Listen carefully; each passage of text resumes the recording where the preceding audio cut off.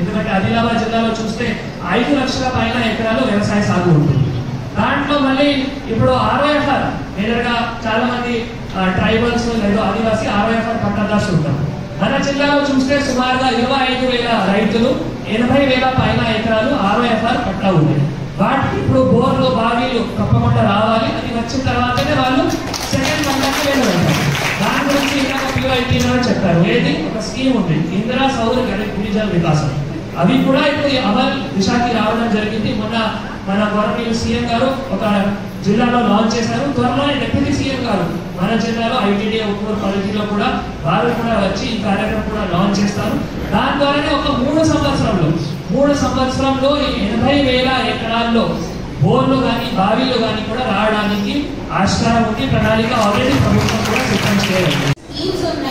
ఇవి సమర్థించి చెప్తే తప్పకుండా ఈ సంస్కృతి ముందు నుంచి వెళ్తుంది.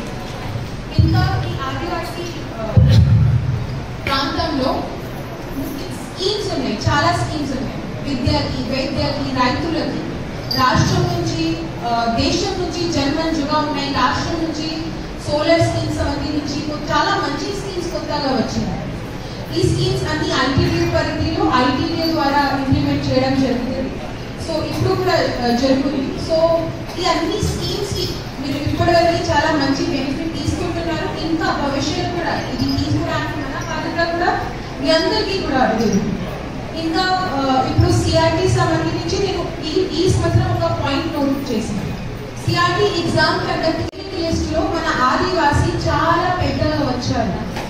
ఇది ఏదైనా మన ఆదివాసీస్ కి PVTGs కి సెపరేట్ సీట్ ఇవ్వడం జరిగింది.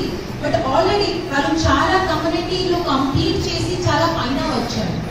CRT కాదు, ఈ సంవత్సరం IIT JEE లో కూడా ఆదివాసీ పిల్లలు ఎంత వచ్చారు. ఇది చాలా నంబర్ పెరిగింది. మీరు న్యూస్ పేపర్స్ చూస్తున్నారు కదా.